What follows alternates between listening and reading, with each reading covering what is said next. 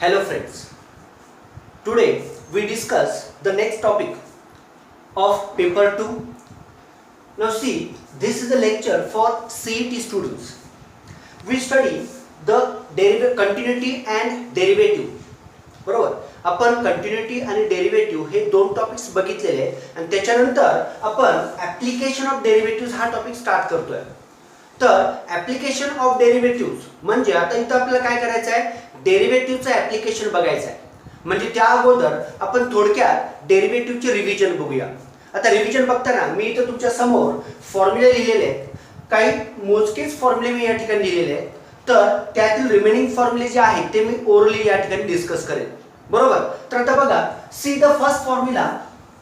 आणि या ठिकाणी फॉर्म्युला लिहिताना मी दोन्ही फॉर्म मध्ये ते फॉर्म्युले लिहिलेले आहेत. दोन्ही फॉर्म मध्ये म्हणजेच काय, जनरल फॉर्म्युला आणि कंपोजिट फंक्शनचा फॉर्म्युला. आता तुम्हाला माहित आहे, आपण जेव्हा कंपोजिट फंक्शनचा डेरिव्हेटिव्ह घेतोय तेव्हा काय करतोय, समजा इथं आता f of g of x आहे. आता याला आपण काय म्हणतोय, कंपोजिट फंक्शन. कंपोजिट फंक्शन म्हणजेच काय, फंक्शनच्या फंक्शनला आपण काय म्हणतोय, कंपोजिट फंक्शन असं म्हणतोय. काय म्हणतोय आपण, कंपोजिट फंक्शन. तर बघा इथं f of g of x याचा मला आता डेरिव्हेटिव्ह घ्यायचा आहे. तर मी काय करतोय, या f ऑफ x चा डेरिव्हेटिव्ह घेतला, f ऑफ चा डेरिव्हेटिव्ह घेतलेला f dash g of x आणि परत त्या g ऑफ x चा डेरिव्हेटिव्ह तुम्हाला या ठिकाणी घ्यायचा आहे. This is derivative of composite function. बरोबर, आता मग इथं वन बाय वन एक्झाम्पल्स बघू, म्हणजे फॉर्म्युले बघूया आपण. काय बघा, पहिला formula, derivative of x raise to n. We know that what is the derivative of x raise to n, n x raise to n minus 1. आता मग मी इथं काय करतोय, x च्या जागी f ऑफ x पुट करतोय. So derivative of f of x raise to n काय येणार आहे, n f of x raise to n minus 1 into d by dx of that f of x. बरोबर, आता त्याच्यानंतर derivative of e raise to x. आता what is the derivative of e raise to x, e raise to x. त्यामुळे मग derivative of e raise to f of x काय येणार आहे बघा, what is the derivative of e raise to f of x, e raise to f of x into d by dx of f of x. आता जसं तुम्ही x raise to n चा formula बघितला, for any n we use this formula. आता समजा x raise to n, मी इथं root x चा derivative, what is the derivative of root x, 1 by 2 route x.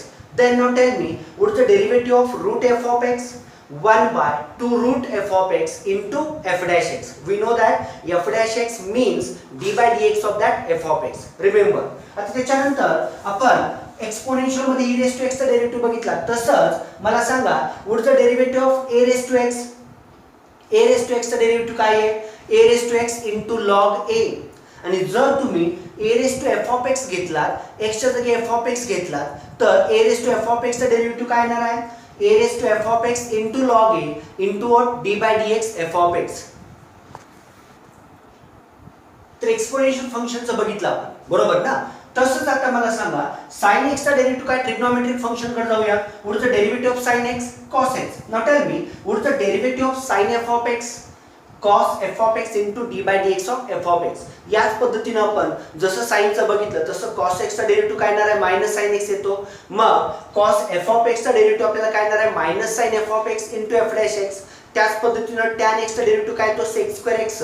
तसं tan f of x चा derivative काय येणार आहे, sec square f of x into f dash x.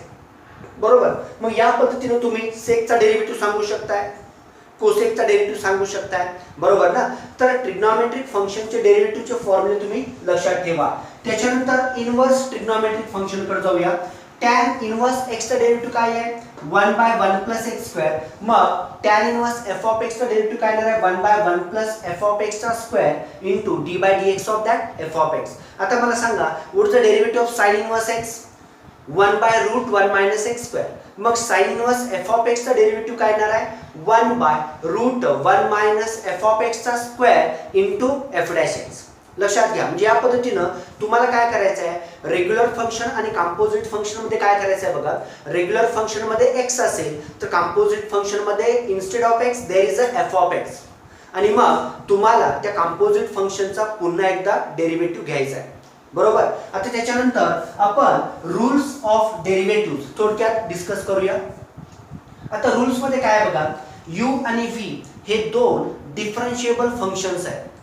जर u आणि v जर डिफरन्शिएबल फंक्शन्स असतील, आता डिफरन्शिएबल म्हणजेच काय, ज्या फंक्शनचा डेरिव्हेटिव्ह एक्झिस्ट होतो.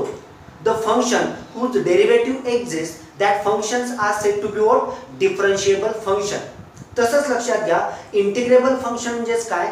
ज्या फंक्शनचा इंटिग्रेशन एक्झिस्ट होतो त्याला आपण इंटिग्रेबल फंक्शन म्हणतोय, बरोबर ना? आता हे एक्झिस्ट होणं म्हणजे काय? तर एक्झिस्ट याचा अर्थ त्याची व्हॅल्यू काय यायला पाहिजे? फायनाईट असली पाहिजे. लक्षात घ्या, जर डिफरन्शियल म्हणजे डेरिव्हेटिव्हची व्हॅल्यू फायनाईट येत असेल तर ते डिफरन्शिएबल फंक्शन आहे, इंटिग्रेशनची व्हॅल्यू फायनाईट येत असेल तर ते इंटिग्रेबल फंक्शन आहे, बरोबर ना? तर आता मग इथं बघा, u v डिफरन्शिएबल फंक्शन्स आहेत. जर त्यांची ऍडिशन किंवा सबट्रॅक्शन असेल तर आपण काय करतोय? प्रत्येकाचा सेपरेट डेरिव्हेटिव्ह घेतोय आणि प्लस असेल तर प्लस, मायनस असेल तर मायनस, जे साइन आहे ते त्या पद्धतीने आपण त्या ठिकाणी पुट करतोय, बरोबर ना? नंतर प्रोडक्ट रूल बघा, u * v. तर याच्यामध्ये काय करतोय आपण? First derivative of second plus second derivative of first. आणि त्याच्यानंतर क्वोशंट रूल मध्ये काय करतोय आपण? u/v असेल तर सुरुवातीला आपण डिनॉमिनेटर घेतोय, न्यूमरेटरचा डेरिव्हेटिव्ह मायनस न्यूमरेटर बाहेर डिनॉमिनेटरचा डेरिव्हेटिव्ह अपॉन डिनॉमिनेटरचा स्क्वेअर, बरोबर ना? तर बघा, प्रोडक्ट रूल मध्ये दोन फंक्शन्स असतील किंवा दोन पेक्षा अधिक फंक्शन्स असतील तर एक लक्षात ठेवा, एका वेळी आपण एकाचाच डेरिव्हेटिव्ह घेतोय, remaining all functions we take outside that derivative sign. त्या डेरिव्हेटिव्हच्या बाहेर तुम्ही राहिलेले सगळे फंक्शन्स घेताय आणि मध्ये साइन काय येतं? प्लस. म्हणजे for product rule the position of that function is not important.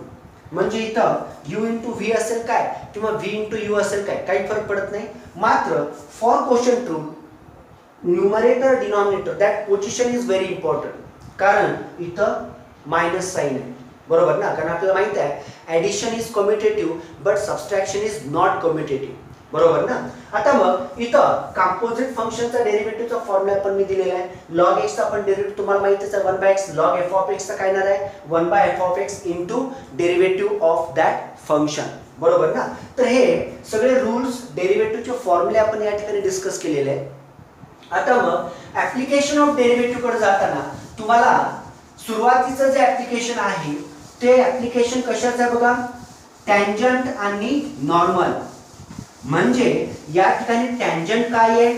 Tangent is a line, normal that is also line. म्हणजे तुम्हाला जर टँजंट नॉर्मलची थेरी बघायची असेल तर तुम्हाला त्याच्या अगोदर लाईन त्याच्याशी रिलेटेड काही फॉर्म्युले तुम्हाला माहित असले पाहिजे. आता मग लाईन, आपण लाईन बद्दल थोडंसं बघूया. आता याच्यामध्ये तुम्हाला सुरुवातीला slope of line find out करायचं आहे किंवा स्लोप ऑफ लाईन माहित असलं पाहिजे. बघा, slope of line find out करायची फॉर्म्युले मी इथं सांगतोय. जर समजा तुम्हाला त्या लाईनचा अँगल ऑफ इन्क्लिनेशन माहित असेल. आता अँगल ऑफ इन्क्लिनेशन म्हणजेच काय? त्या लाईननं एक्स ॲक्सिसच्या पॉझिटिव्ह डायरेक्शन मध्ये केलेला अँगल त्याला आपण काय म्हणतोय? अँगल ऑफ इन्क्लिनेशन, बरोबर ना? मग जर तुम्हाला त्या लाईनचा अँगल ऑफ इन्क्लिनेशन म्हणजे थीटा म्हणूया आपण, theta is a angle of inclination, जर तुम्हाला माहित असेल तर आपण स्लोप ऑफ दॅट लाईन कसं फाइंड आउट करतोय? m म्हणजेच काय? Slope of line and that is tan theta. लक्षात घ्या, आपण जनरली स्लोप स्मॉल m नी डिनोट करतोय, बरोबर ना? म्हणजे बघा, तुम्हाला स्लोप माहित असेल तर स्लोप वरून तुम्ही लाईनचं इक्वेशन फाइंड आउट करू शकता किंवा त्या लाईन्सचं नेचर पण तुम्ही सांगू शकता, ते आपण पुढे बघणार आहोत. तर बघा, सुरुवातीला तुम्हाला लक्षात आलं का? बघा, थीटा काय आहे? What is theta? Theta is angle of inclination.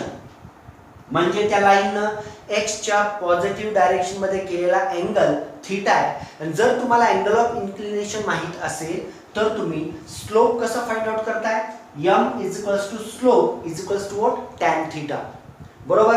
त्याच्यानंतर नंबर 2, समजा एखादी लाईन आहे, that line passing through two distinct points. म्हणजे ती लाईन काय करते? x1 y1 आणि x2 y2 या दोन पॉइंट मधून पास होते. लक्षात घ्या, हे पॉइंट्स प्लेन मधले पॉइंट्स आहेत. कारण जेव्हा तुम्ही एखादा पॉइंट प्लेन मध्ये म्हणता तेव्हा त्या ठिकाणी दोन कोऑर्डिनेट्स असतात, एक x कोऑर्डिनेट आणि दुसरा y कोऑर्डिनेट. पण जेव्हा तो पॉइंट तुम्ही स्पेस मध्ये जाल तेव्हा मात्र तुम्हाला काय? त्या ठिकाणी तीन कोऑर्डिनेट्स असणार आहेत, x, y आणि z. लक्षात घ्या. तर इथं आता लाईन काय आहे? x1 y1 x2 y2 या दोन पॉइंट मधून पास होते, बरोबर. जर ही line x1 y1 x2 y2 या दोन पॉइंट मधून पास होत असेल तर त्या लाईनचा स्लोप आपण कसं फाइंड आउट करतोय? Slope is equals to y2 minus y1 divide by x2 minus x1. आता तुम्हाला जर हा फॉर्म्युला बघितल्यानंतर तुमच्या लक्षात आलं असेल की असाच काहीसा कन्सेप्ट आपण डेरिव्हेटिव्हच्या सुरुवातीला बघितलेला आहे, जिथं आपण जॉमेट्रिकल मीनिंग ऑफ डेरिव्हेटिव्ह्ज बघितलेलं, बरोबर. तर काय बघा, y2 मायनस y1 म्हणजे that is a change along y axis, x2 minus x1 that is a change along x axis, right? So the ratio of this change along y with respect to change along x that is nothing but dy by dx. ते आपण थोडंसं पुढे बघणार आहोत, पण आता तुम्हाला अगोदर हे लक्षात आलं का बघा, स्लोप जर अँगल ऑफ इन्क्लिनेशन तुम्हाला माहित असेल थीटा, तर तुम्ही स्लोप कसा फाइंड आउट करताय? टॅन थीटा ने. आणि जर दिलेली line x1 y1 x2 y2 या दोन पॉइंट मधून जात असेल तर आपण त्या लाईनचा स्लोप कसा फाइंड आउट करतोय? y2 minus y1 upon x2 minus x1, बरोबर. त्याच्यानंतर नंबर 3, आता समजा तुम्हाला त्या लाईनचा स्लोप माहित आहे. स्लोप m म्हणजेच काय आहे? स्लोप आहे, बरोबर ना. आणि ती लाईन काय होते? x1 y1 या पॉइंट मधून पास होते, बरोबर. x1 y1 या पॉइंट मधून पास होते. कारण या फॉर्म्युल्याचा उपयोग तुम्हाला ऍप्लिकेशन्स ऑफ डेरिव्हेटिव्ह्ज मध्ये इक्वेशन ऑफ टँजंट आणि equation of normal find out करण्यासाठी याचा उपयोग होणार आहे या फॉर्म्युल्याचा. त्यामुळे व्यवस्थित लक्ष द्या.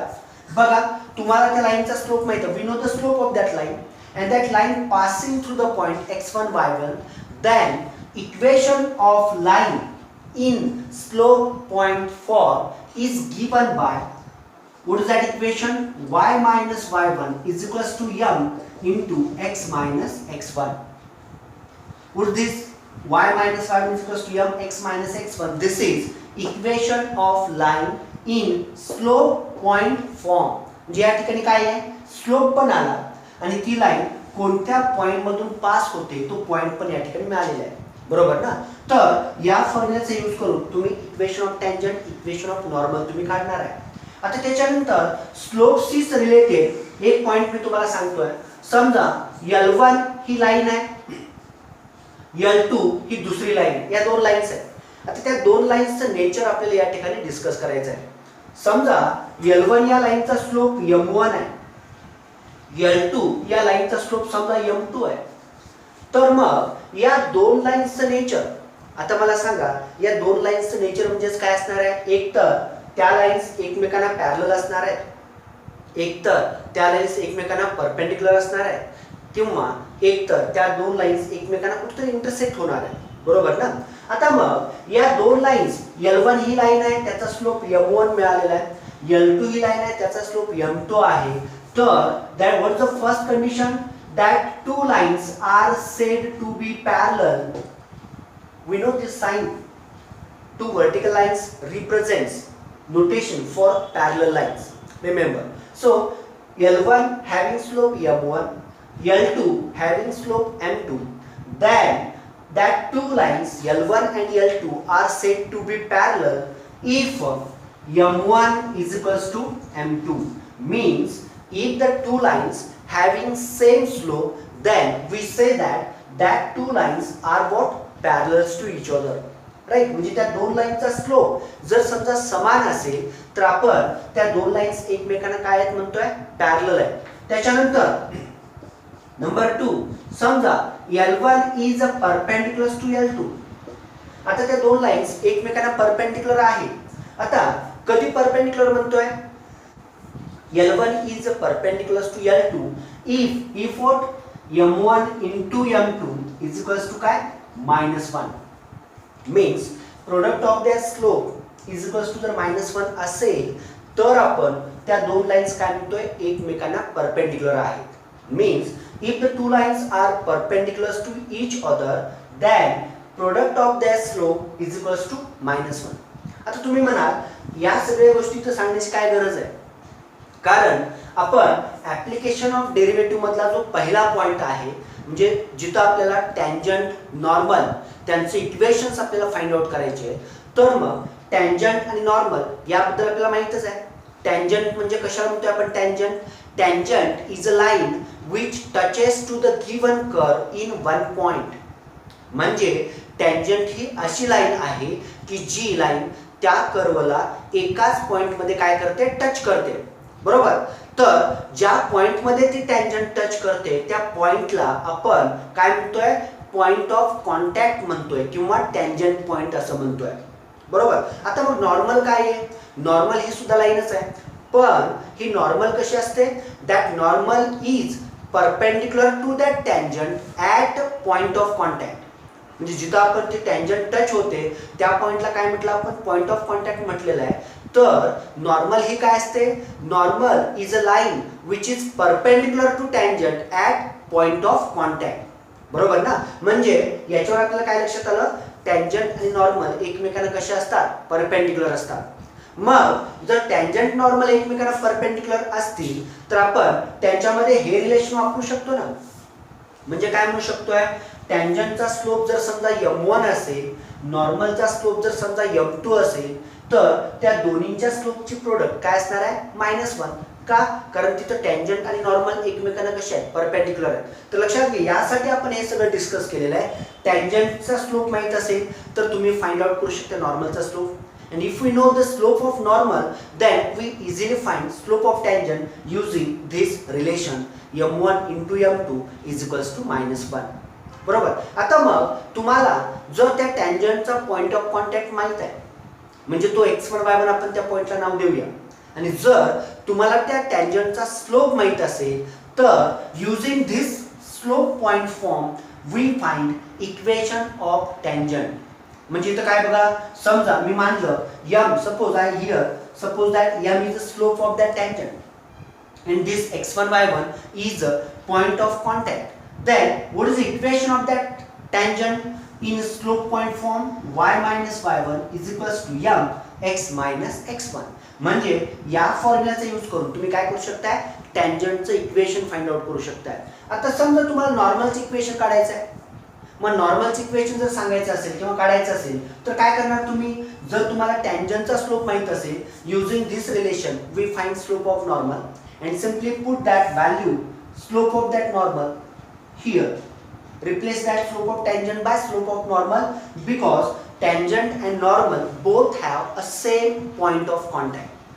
दोन्हीचा पण काय पॉइंट कॉमन आहे, त्यामुळं x1 y1 हा कॉमन पॉइंट असणार आहे टँजंट नॉर्मल साठी. आणि तुम्हाला फक्त काय बदलायचं आहे? स्लोप बदलायचा आहे. टँजंटचं इक्वेशन काढायचं असेल तर टँजंटचा स्लोप, आणि जर तुम्हाला नॉर्मलचं इक्वेशन काढायचं असेल तर नॉर्मलचा स्लोप तुम्हाला या ठिकाणी फाइंड आउट करायचा आहे. त्याच्यावरून तुम्हाला टँजंट आणि नॉर्मलचं इक्वेशन फाइंड आउट करायचं आहे. तर हे लक्षात आलं का बघा सर्वांना?